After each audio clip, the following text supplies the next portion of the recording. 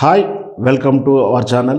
హిందువులు దేవాలయంలోకి వెళ్ళడం, దర్శనం చేసుకోవడం, అక్కడ మూర్తీభవించినటువంటి విగ్రహంలో దేవుణ్ణి చూసుకోవడం, అందులోంచి వచ్చేటువంటి శక్తిని తమ మీద చూపించాలని, శుభాలు కలగాలని కోరుకుంటూ దేవదర్శనాలు చేసుకోవడం హిందువులకు సహజమే.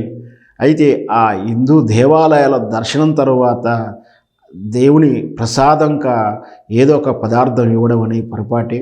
ఆ ప్రసాదాన్ని స్వీకరిస్తూ వస్తుంటాం.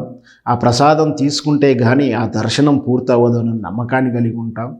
అలాంటి ప్రసాదాలలో ప్రసిద్ధికెక్కింది ముఖ్యంగా తిరుపతి లడ్డూ ప్రసాదము, ఆ తర్వాత అన్నవరం సత్యనారాయణ స్వామి గారి ప్రసాదము, ఇకపోతే మన యాదగిరిగుట్ట ఇక్కడ లడ్డూతో పాటు పులిహోర కూడా స్పెషల్గా ఉంటుంది. ఈ ప్రసాదాలు స్వీకరించిన తర్వాతనే మనం ఆ దర్శనం కానీ యాత్ర కానీ పూర్తిగా భావిస్తాం.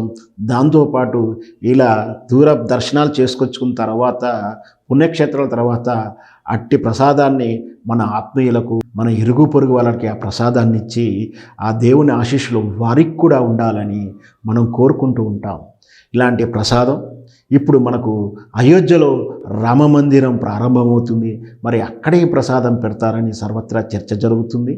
అక్కడ ఇలాచీ దానా అనే ప్రసాదాన్ని పెట్టబోతున్నట్టుగా తెలుస్తుంది. ఇలాచీతో చేసిన మిశ్రమానికి చక్కెర పొడిని కూడా కలిపి ఇలాచీ దానగా పెడుతుంటారు. సహజంగా ఉత్తర భారతదేశంలో కొన్ని దేవాలయాలలో ఈ సాంప్రదాయం కనిపిస్తుంటుంది. ఈ ఇలాచీలో మెగ్నీషియం అని పొటాషియం కలిసి ఉంటుంది.